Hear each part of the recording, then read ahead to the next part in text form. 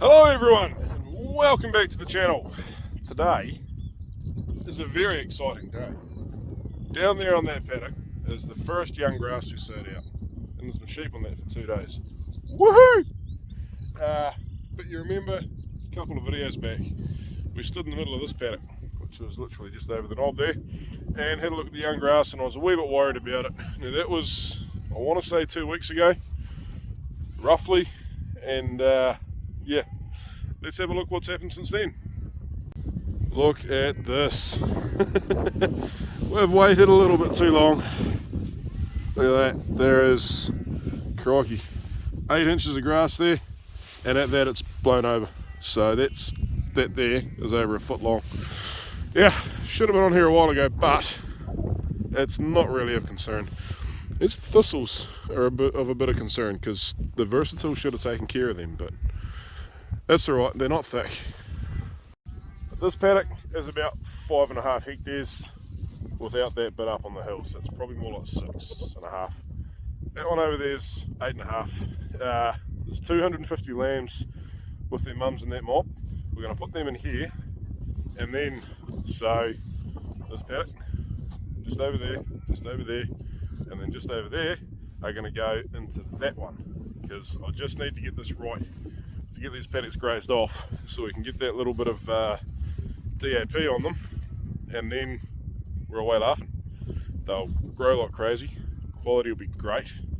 If things get dry, these will be the last paddocks to stop growing. A lot of people might challenge that with young grass, but I'm still pretty convinced getting your young grass in early, it helps to prevent a lot of the issues that a lot of people seem to have. So this is just bloody unreal. Apart from the thistles, a wee bit of fat hen. I believe there's another word in here called shepherd's purse, but tiny little amounts. The fat hen will seed because the fat hen seeds as soon as it starts being grazed, but fat hen's not too much of an issue. We can deal it with the mower, and moving forward, if we have to, we have the option to spray. But anyway, let's go and shift some sheep. Actually guys, we might scrap that because squirrels might be getting on top of this paddock a bit better than I thought. Backside of the hill. Still all that down there. Yeah, there's my oyster catcher nest further over, and the trial plot that proves that yes, you do need to put seed in the ground to get the grass to grow. So that's alright. But yeah, actually maybe these ones can stay here. We might put that other mob right in front of us on that other paddock we were just in looking at. So yeah, might be going to get on top of this quicker than I think, which is good because the other paddocks they're not in are currently, I wouldn't say we're losing the battle, but they're getting closer to that point where quality just turns to crap, and yeah, then you got to do drastic stuff to fix that problem. So we'll go and put these ones on the move. Sorry, I'm trying to stop the wind getting in the microphone. I'm just going to have to give up on that. That's this mob. The whole premise of this video, guys, is that tomorrow we're going to be weaning our early lambs, and a bit of a complex process. So we're going to wean them. Lambs already drenched when we shore them a while ago. I'll put a wee clip of that in here. So they don't need drenched, but we're going to weigh the lambs, then we're going to crutch the ones that are going to go, then we're going to go through and udder the ewes. So the ewes are all going to the work, so we definitely don't need to mow them. Udder the ewes and make sure the udders are all okay, because if we send anything with a bad udder, if it's got an open wound or something, then as I'm sure you can understand, we get in trouble at the freezing works. So just animal welfare standards and all that. So we'll give them time to heal up. They actually do heal up. We get 6 or 7 from last year, and we were a bit wary of them, wondering if they actually would. By May they hadn't healed up. My management sort of failed a little bit, and they all had lambs, and they all reared lambs, so the udders were still working. But by the time we got to the end of August, the udders actually had healed up, but by that point we're aware that they were in lambs, so naturally we did not send them to the works. We've got the guy from Farm Vet Films coming tomorrow to do a wee bit of a collab, so that'll be pretty neat. A couple of channels doing the same thing, but on top of that, I think this paddock's ready to top. These thistles just 5 days ago were really short, like this size. That's not very tall. The mower would hardly touch that, but had a bit of rain and they have shot away. but at the same time the sheep seem to be hanging back on this paddock, so the grass cover's nice and low, and the little bit of grass we're going to mow in here I think we can afford to waste. Yeah, so, and this paddock is a type of grass that doesn't seed very strong. You can see out there they're really thick. Those big dark green ones down there are really annoying. They're called Scotch thistles. These are Californian thistles. So yeah, we hate these ones more, but they are more annoying. But I can't do anything down there yet because there's too much grass there. So anyway, these guys are moving off the paddock. Let's keep going.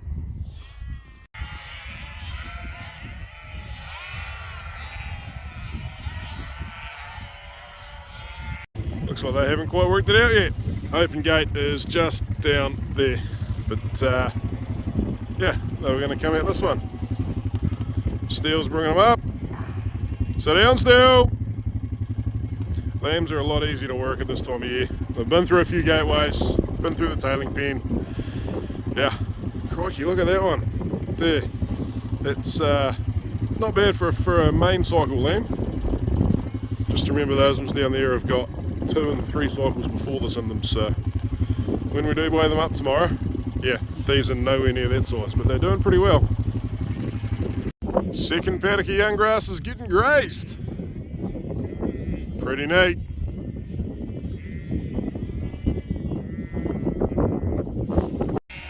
And there we have it. They'll all go find their mums in the next half hour and be happy again, and yeah, eat this young grass. As you can see, a few weeds in here. I mean, there's a gateway there and there's a gateway there, and they're always the worst spots for weeds.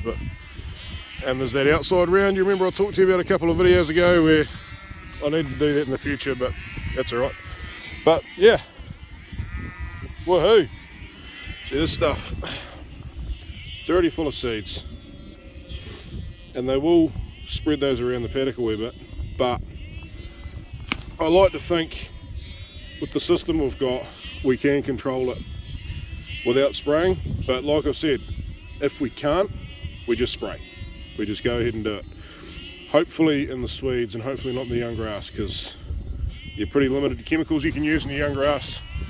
So yeah, anyone ever thinks I'm anti-spray, certainly not anti-spraying. I just like to do other methods first and keep those chemicals as a last resort, so to speak. But at the same time, you've got to be careful. If you had a whole paddock of that, you just got to come in and do it regardless. Because when I say using chemicals as a last resort, I'm also very mindful that we're cultivating. So only once, well, twice every 10 years, once in the Swedes, once out. But we are spreading those weed burdens around a wee bit, thinning them, but at the same time spreading them. I like to think the single cropping does wonders to reduce the rate at which it's increasing. I know that sounds weird, but yeah.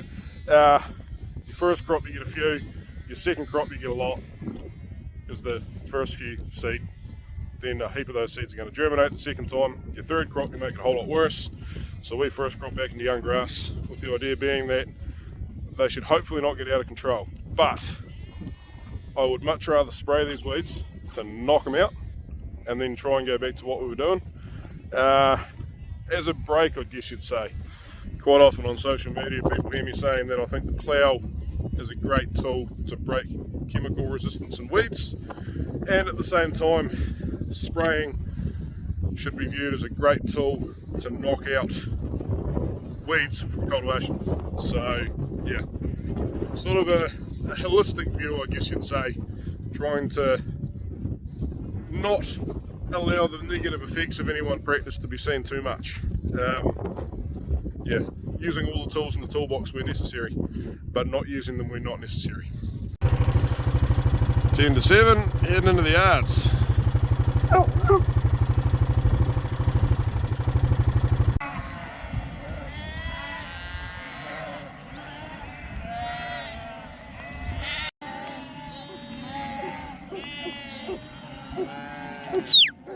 Out!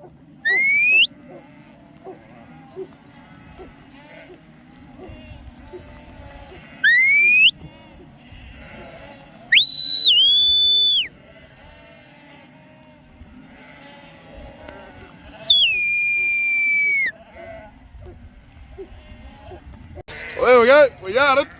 That's a start. Gonna draft the lambs off. We're gonna go through and udder the ewes just to make sure they're all okay. And then we will weigh these lambs. Some good lambs in here. And yeah, then we're gonna crunch the lambs that are going to the works. Quiet. Ones that are going to the works go back with mum for the rest of the day.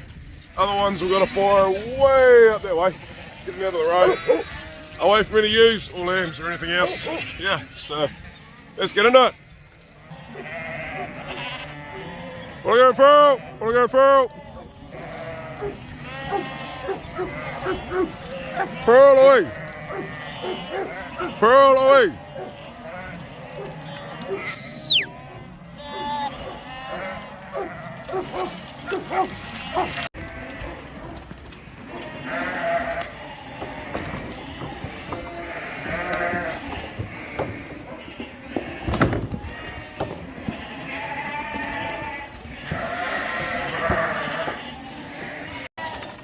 The lammies going over the scales, going alright so far. So they're over 38, 30, they're under 37, and that's in between. So not as many as I was hoping for, but we're getting there. Oh, dude. And you go. It's always difficult to do things with one hand, isn't it? Very, very. So yeah, we've got Kazs here from Farm Vet Films. Farm Vet Films, that's it. That's the one. FVF, I've chose a long mouthful, mate. Yeah, just like Deep South sheep and beef. Yeah. Yeah, so he's here for a look around today, doing his own video, so be sure to go and check that out. I'll drop a link in the comments, but you'll have to copy and paste it. Hey you! Well, back in the tractor, sorry guys. I know, there's been a lot of tractor footage lately, but I did kind of miss a lot of that weaning work. Kaz turned up and we sort of focused on his video, and no fault of his, I just clean forgot about doing my own. So hopefully he sends a bit of footage through and I can chuck that up there for us. Sorry, just getting through a gateway here. Yeah, it went up pretty well. Not as many lambs as we were expecting. There's 70 there to go. I think we probably could have gone a bit deeper into them. We cut off at 38 kilos and then took another line between 37 and 38 that we put our hands on, and basically the more prime feeling ones we sent, the ones that felt a bit shelly we didn't. There seemed to be a lot around that 36, 36.5, but this is the first draft of the season and it's always nerve-wracking trying to work out where that bottom line is. So you want to send an average away, and ideally we'd aim for 16.5. These are going to be well above that, I think, because of the few big lambs that are in there. Those big lambs didn't do as well as we thought. Half of them did, half of them were over 50, but there's quite a few of those long-tailed ones there that were great big fat looking lambs. They just didn't have the weight in them, so pretty sure the scales were all good. Gave everything a good clean out underneath before we started, so I don't think there's much of a discrepancy there. But it is amazing how deceiving lamb weights can be. Anyway, we got that done, went through and uttered all the ewes, and there's not one bad udder in there, which is awesome. There is one that's very low, but it's got no wounds, it's still a working udder, so we'll just double check with the stock agent tomorrow what he thinks of that. I'm not going to try and make any arguments there. If the stock agent's not happy to take it, he's not happy to take it. Other than that, yeah, pretty successful morning. Took Kaz for a trip around the farm and gone through a few bits and pieces there, so if you want to head over and check his channel out, Farm Vet Films. He's got quite a lot of pretty cool content over there, so head over and give that a look, hit that subscribe button over there, and yeah, we went into a fair bit of detail in regards to a fair few things we're doing, so probably a lot more so than I do here. So if you want to know a bit more about what we're doing, I probably need to do a bit more on that myself, but yeah, go check that out and let me know what you think. Anyway, right now, we've got that mower on, both have been checked over. I'm going to go mow that paddock, but it has been raining, so maybe not this steep stuff. We'll just see how it feels. Just done a wee blow here, just to get our heights about right, and I think it looks pretty good. Can't see any difference there, so this is what we're going to top. Not a huge amount here. This end of the paddock, we're right beside the gateway there, so a wee bit of grass cover around, but a lot of it is just that leaf on the side there, which they will eat if we push them. But we've got a lot of these in this paddock, and they really annoy me. And the most effective way to get rid of those is to keep mowing time after time again. The sprays do work, but they're questionable. Yeah, best success seems to be had with mowing and ground where you can. So yeah, obviously not going to get the ones on the fence line. Use on young grass, use on lambs. That paddock over there, we'll have a look in a minute. It is good too. So yeah, what else we got going on? That mower seems to be all good. That one, when we did the baleage, blew a little bit of oil out of the front gearbox, but I was going to keep an eye on it. It was very, very little, and I checked the level yesterday and it looks about right. So hoping they just overfilled it a wee bit. Put that down, keep things a bit clean. Yeah, just that gearbox over there. So hopefully it was just overfilled a little bit and it will be fine. Otherwise, she's still under warranty, so I'll keep an eye on it. Come here, you. There we go, that looks a bit nicer. Yeah, I do like this thing. I do like that one too, but I've got my concerns about a lot of the quality of metal in it, but it's gone pretty good so far. Anyway, let's go get into it.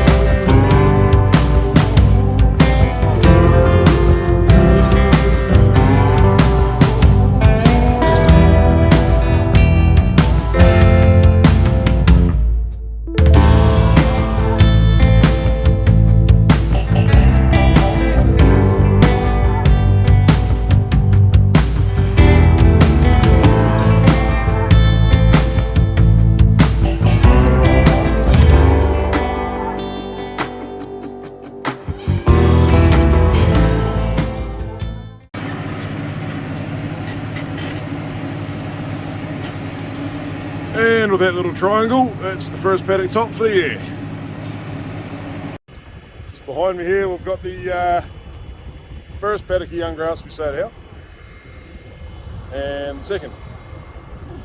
Currently both being grazed. The other one, which is just over there, you can see that really light coloured paddock. It's probably be grazed now. I'm going to give it another 3 or 4 days, I think. Hoggets from way up back are going to come around and graze that, I think, because the grass situation over there is pretty good. Grass situation here is actually pretty good as well, but yeah, hoggets weren't going to get it all eaten. I was originally planning on putting that mob on both paddocks and thinking that they would get on top of it in maybe a week, until I put them on and realised just how much grass we had there. Young grass is a tricky one. It's never, the volume isn't there. Well, the length is there. There's a lot of water in it that first couple of grazings. It's real low dry matter. So yeah, it looks a lot more than it is, but at the same time, it is a lot. So we've got this bit here. This is stuff that was never cultivated, so that's all old grass. But you see down here, there's a few weeds, a bit of fat hen. It's quite a bit worse up on top. You can see thin patches of it throughout the whole paddock. I'm not too worried about that. We're just going to mow it. But to do that, we're going to graze it. And the old mower's up there. We're going to lift the front covers up on both of them because the fat hen just folds over and doesn't get mown. But yeah, she's underway. So we're currently swamped with grass. Almost wondering if we should have more stock on, but we've got that other 15, might be a bit more than 15 now, I should have an add up. So I'd have to change around, but quite a bit of ground locked up for more baleage, which will hopefully be done first or second week of December. crikey, first week of December is next week. No, it'll be, yeah, starting the 4th or the 5th or somewhere around there. Yeah, get that done hopefully in the tube before we start weaning all these, because I want plenty of time to do that. I don't want to be trying to do baleage in between, but that'll be up to the contractor. They're a lot busier than I am, so we'll see. Yeah, so plan is get these grazed, get them mown, get the weeds mown out of them, a little bit of DAP on there, and yeah, should be cranking. And this is what we're going to use essentially as our lamb fattening crop. So a bit juicier, a bit lower dry matter, goes through them a bit quicker, which does kind of make them poo a bit runny and get a bit daggy, but that's part of the deal. In this situation with these sheep, when they're doing that, it's not because of worms, so we're not too worried. It just means there's a bit more crutching involved. Means they're doing better, so yeah, wouldn't wait on faster. So we're in a pretty good position this year. A little bit disappointed with those lamb numbers from weaning, but from the earlies, but they are, in March last year, they were our worst ewes and our oldest ewes.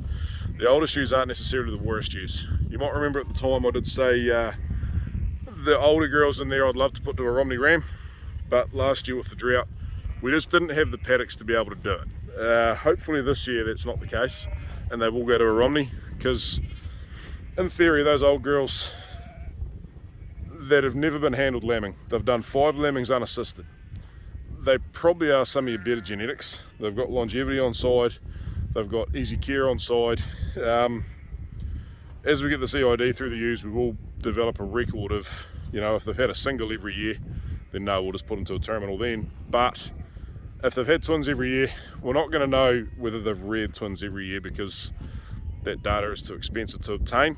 But we'll know if they've been scanned and landed twins. And that for now is enough. Anyway, they should probably go to a Romney ram so we can keep replacements out of them, is what I'm getting at. I'm waffling, sorry. Yeah. Anyway, I'm going to take that, going to go and do another paddock, and then we're going to go home and have some tea, and then those ewes and lambs that we weaned this morning, that we put the lambs back with the ewes, the ones going to the works, they're going to come off feed, because at 6:30 in the morning we're going to separate them.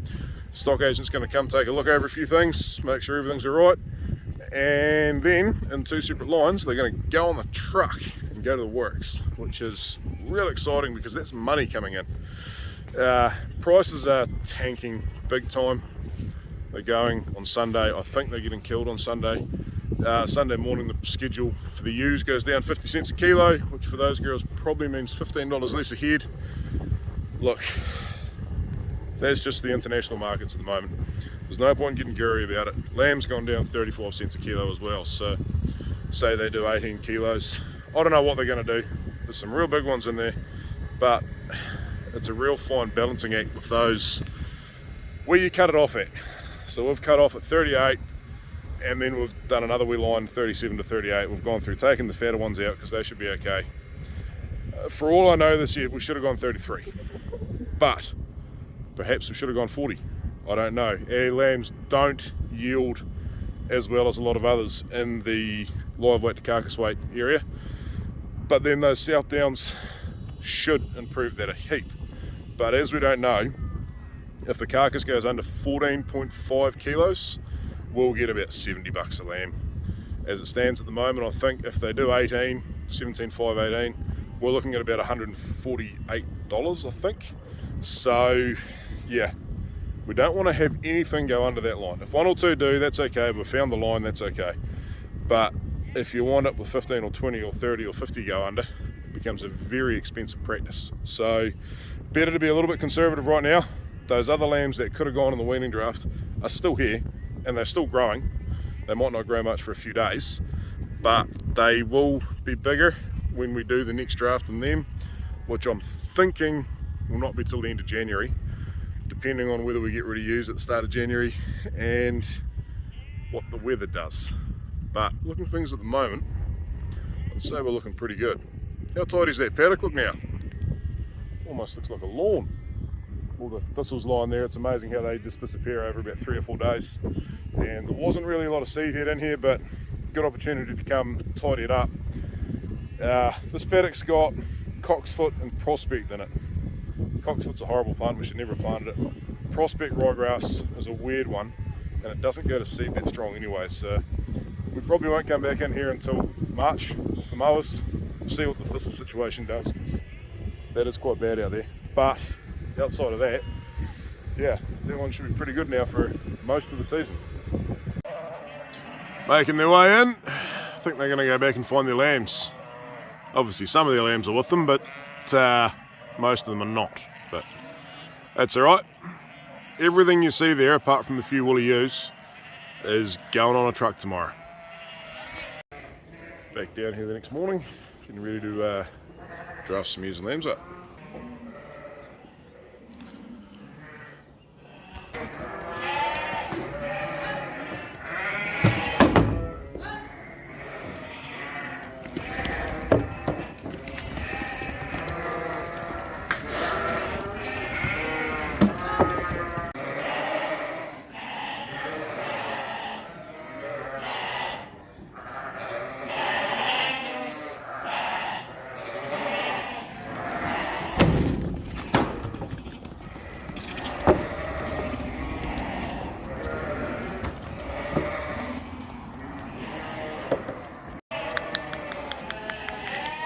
Hi girls.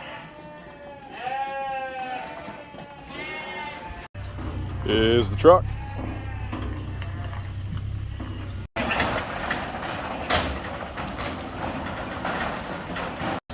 $205 ewes and 65 lambs.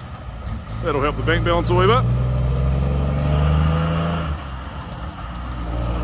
Righto guys, calves. Haven't really done a whole lot on this year.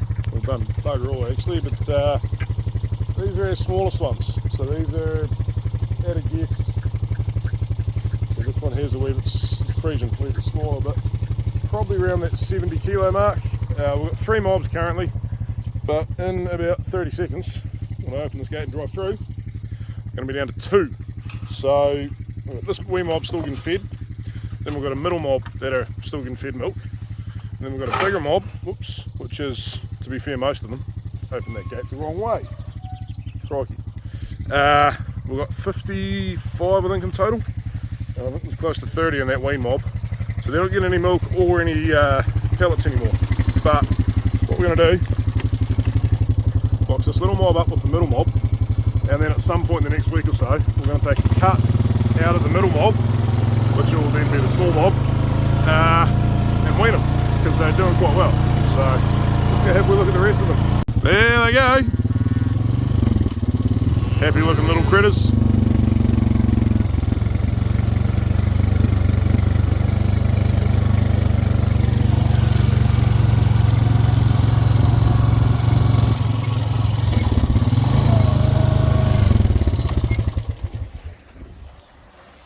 Into it guys, into it. Watch out. Fill those tubes up with milk. For hand-reared dairy beef that's been living on some very juicy tucker, they're not looking bad. And like I say, I might have my numbers wrong, there might be a few less in the wean mob than what's here right now, but yeah, there's plenty of these that are able to be weaned. That one, maybe that one, that one. Might leave that one on a while. That one's pretty borderline. Don't know. To be weaned. So we've got to look at how fat they are on the backs. Probably that one. That'll stay. That'll get weaned. Don't even know what that is. Stay, weaned, stay, probably stay. Yeah, I think you'll get weaned, bud. Weaned. Oh no, that one will stay and weaned. Loving a feed. Absolutely loving it. The white is quite hard case to see, isn't it? So, Belgian blues. Yeah, I was going to say Hereford, but no, that's actually Belgian blue. I think there's a few Herefords here. There. I wouldn't actually be sure what that one is. No clue. And Angus's, which, because of the sunshine we've had, there's quite a colour variation in them. That one there. Don't know what that is. There's the big fellas up there. The Anguses are always quite brown as calves, but zoom in. They get nice and Angusy looking as adults. So yeah, the colour looks a bit weird, but all in all we're not too worried about it right now. Which is the Jersey thing. As a dairy beef grower, we hate Jerseys, absolutely hate them because of yellow fat issues and all that. And yeah, people can say all they want that yellow fat tastes better, and that might be the case, but ultimately we get paid less for it because when you stick it on the shelf, when it's cold, it's not really yellow, it's more brown. So it stays on the shelf. Consumers don't want to buy it, which personally I can understand. So Jerseys are real bad for it. Other breeds are pretty good. If the cows are, we normally work in the theory, if the cow is straight Friesian or more than 3/4, then it's not going to be an issue as long as the bull that's used is a straight beef bull. But there is a bit of an issue with some dairy farmers keeping their own bulls, and that bull calf then might be a 1/4 or an 1/8 Jersey, and of course it's only half beef. So that causes a few issues, but we know these are either from a straight beef bull or they're from AI beef, so artificial insemination, and you know that semen that they buy is straight beef. So yeah, not too concerned with these ones. A few of those Anguses, every year we seem to get one that has horns, and if you know much about Anguses, you'll know Anguses don't have horns, they're polled as a rule. So you know when you get one that's got horns that it's not an Angus. But it's normally only one a year, and none of these wee suckers here actually have any buds on their heads, and if they don't have any buds on the ones that we call Anguses, this fella, nothing there, then they're not going to grow horns because those buds are there from a very young age. So yeah, we'll have a look at the wean ones later on today too, show you what they're looking like because they're pretty good. There's a few things better in this world. Hey Slim, and the smile on an old retired hidden dog's face when he used to go chase some sheep. Hey Slim, hey Slim, hey dude, hey, whoop, you're coming up. Hey man, is that fun? Slim, Slim, hey man, oh, you're a dick, aren't you? Doesn't have the speed he used to, and he doesn't have the eyesight he used to. Whoops, but he's having fun. Sit down, Slim, Slim, and he can't hear either.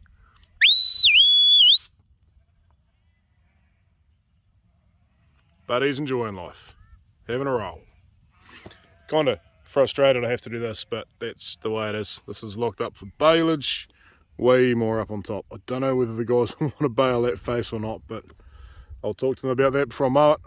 Yeah, so the hoggets are going into that bit there, and then that bit further over is locked up for baleage as well. So once they've had that bit, they're actually heading home. Got a few paddocks down there to tidy up, and yeah, just get those two across the bridge, and hopefully the next few days get this maize in.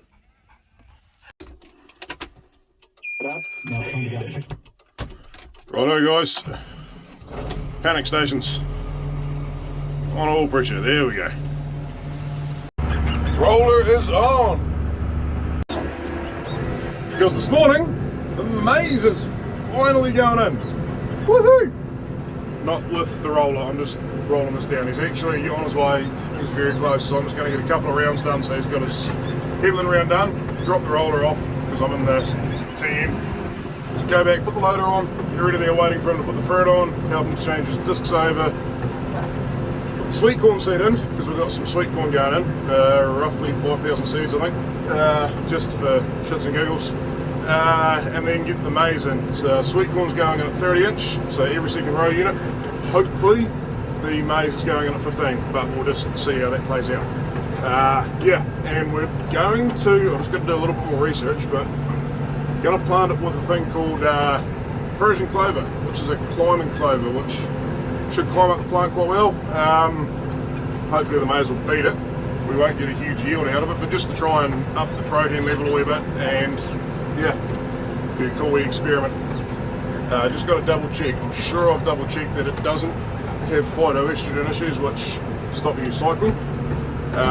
Pretty sure it does, but I'm just got to double check. I didn't Google crimson clover instead of Persian clover because they're completely different things. So yeah, but shoot to town once he's done, get that seed, come back, calibrate the drill, and get it on the ground.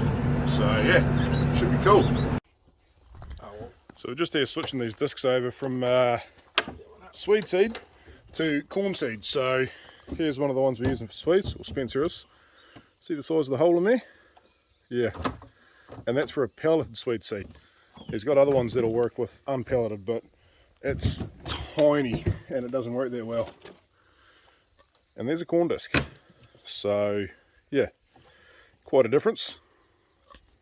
So here we are taking the what are those, sugar beet disc, are they? Yeah, it's a small sugar beet. Yeah. As opposed to a large sugar beet, which is about half a mil bigger.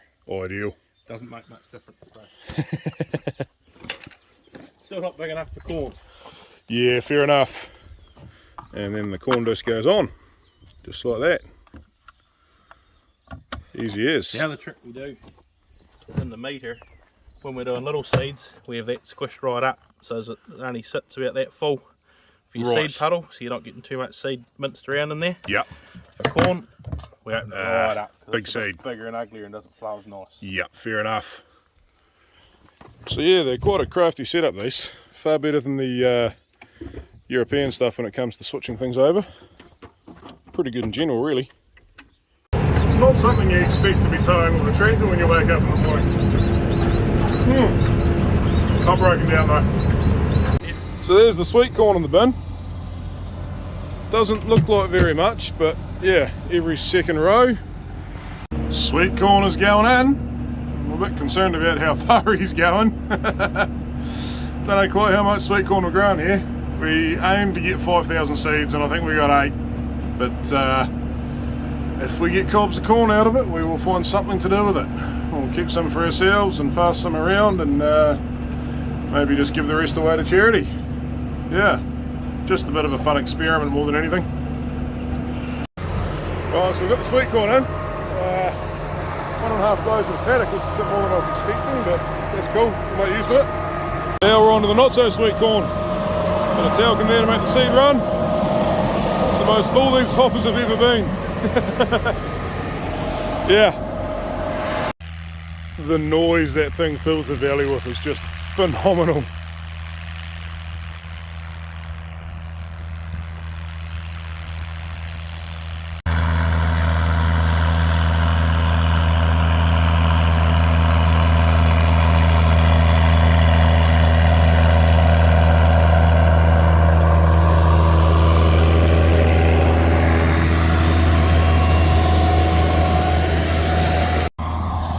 Have a bit of a dig down here and see what we can find.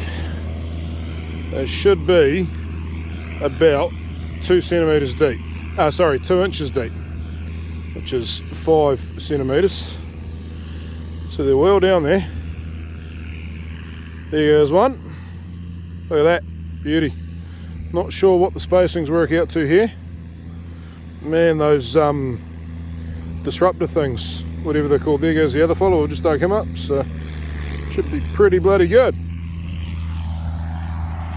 Oh, that noise. Yeah, watch how these wee wheels with the spikes on them, they destroy the trench after the seed's gone in, so works quite neat. Leaving a real tidy finish too.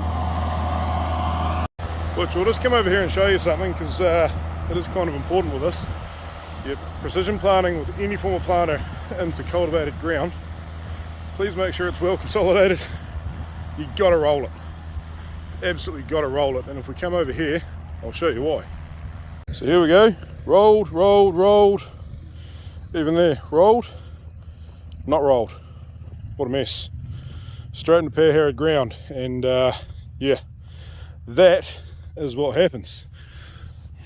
Got a great big hole there. Get the camera down in there, sitting level. Look at that. Whereas if we look just back there where it got rolled, nice and even, and the planter can do its thing properly. There he goes. Way to fill another valley with noise. Beautiful, beautiful noise. That thing goes alright, doesn't it? So we sort of missed them finishing up there, sorry, but she's in, she's done.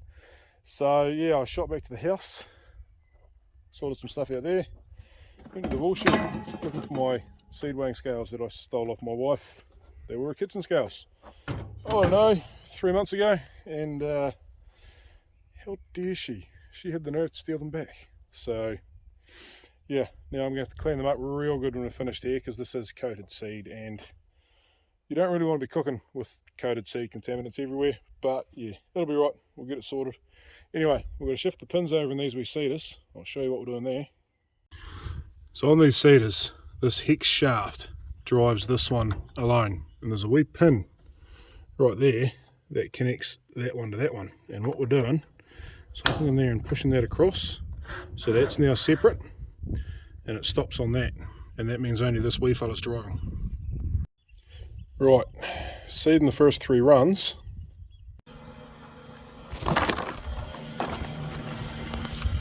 So you sort of see the wee one's turning but the big one's not, and it's that way the whole way across, I hope. Yep. Which means that we're only taking out that much seed, not the whole lot, and it's also a lot finer in there. Let's see what she weighs.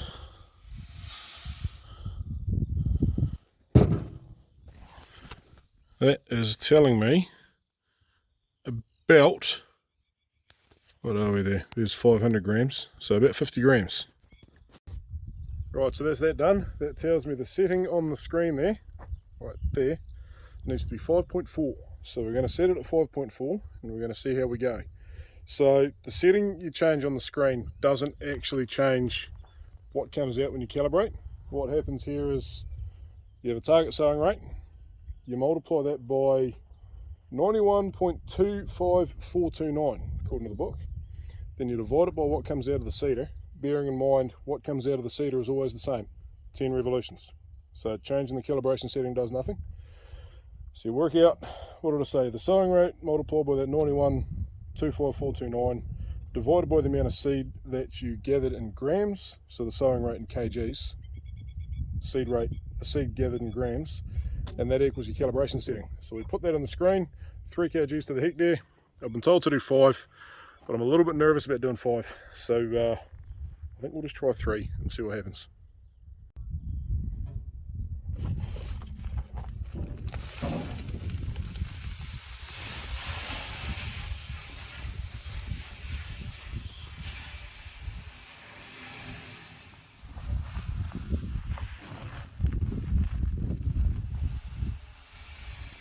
There we go, 10 kgs of seed, and I should only need maybe 7 for the paddock.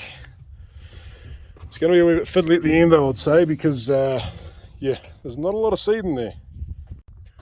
Quite nervous about trusting this calibration, but I've trusted it before 3 times now and it has worked out, so it must be about right. Yeah, anyway, let's go get into it. Right, let's go. We are seeding. Green light is flashing. Right guys, I'll see you when it's done.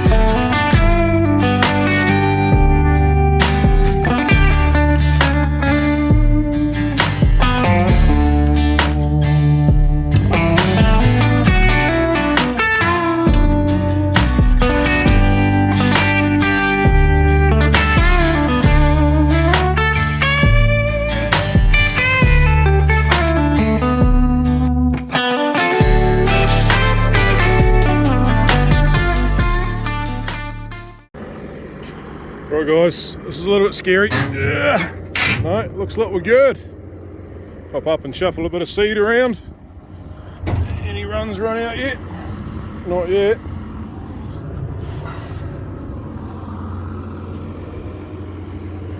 Looking alright. Do another few rounds and we'll stop again. the shape of this paddock the way it is, with all the windy back endy bits, probably halfway done. Only been going about 15 minutes. Well guys, the calibration wasn't quite right. In fact, it was off by quite a wee bit, but I did kind of expect that. First time trying to use the drill for a very, very low, incredibly low seed rate for a roller drill. It's gone close. We've probably gone on at about, it hasn't really gone close, probably gone on at about 5.5. Oh no, there's not much left out there. Maybe 5 kgs to the heat there, and I was looking for 3. So it's not going to be the end of the world. 5 is kind of what I was told to do, so maybe I should have listened. There's a wee bit left out here in the middle that's not done. Not the end of the world. I'm going to run until all that seed's gone, and yeah, that'll be good. Rain is here, so I need to get this drill home because I don't like it getting wet. So I'll finish this, get it home, and yeah, go and have a coffee, I guess, maybe even a beer. Anyway guys, I hope you enjoyed that. That is the end of planting 2022, just as we start the harvest of 2022. Harvest of course being lambs, so yeah, exciting times on farm. See you next time. Actually, you know what?